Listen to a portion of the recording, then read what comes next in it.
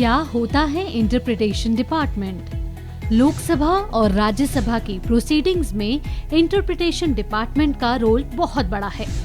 यह डिपार्टमेंट ही प्रोसीडिंग्स के दौरान सदन में बैठे हर मेंबर तक किसी भी भाषा को इंटरप्रेट करके पहुंचाता है, फिर चाहे वो हिंदी, अंग्रेजी या कोई भी रीजनल लैंग्वेज हो। भाषाओं से सजी हमारी संसद में देश के कोने कोने से सांसद चुनकर आते हैं और इस तरह मिनी इंडिया के बीच भाषाओं की दूरी को कैसे मिटाया जाए, यह देखने का काम इंटरप्रिटेशन डिपार्टमेंट या भाषांतरण विभाग का होता है। 7 सितंबर 1964 को पहली बार इंटरप्रिटेशन की शुरुआत की गई थी। शुरुआत में हिंदी से अंग्रेजी में भाषांतरण होता था। उसके बाद कुल 22 भाषाओं में भाषांतरण होने लगा। पार्लियामेंट सेशन के बाद भी यह डिपार्टमेंट उतना ही एक्टिव होता है जितना और दिनों में।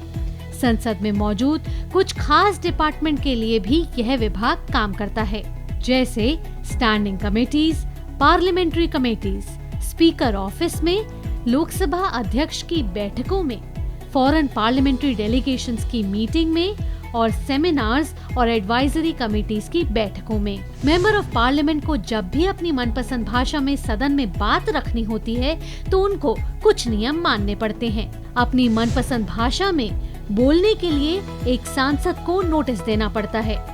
संसद में आधे घंटे पहले सांसद देते हैं नोटिस। प्रश्नकाल में चर्चा में भाग लेने के लिए सांसद को एक दिन पहले इंटरप्रिटेशन डिपार्टमेंट को बताना पड़ता है।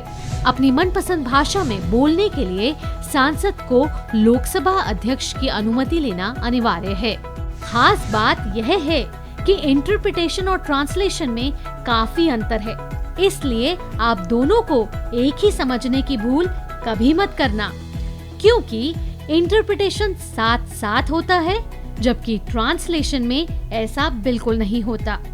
इंटरप्रिटेशन में एक अर्थ का अनर्थ हो सकता है, लेकिन ट्रांसलेशन में आपके पास सोचने का पूरा समय होता है।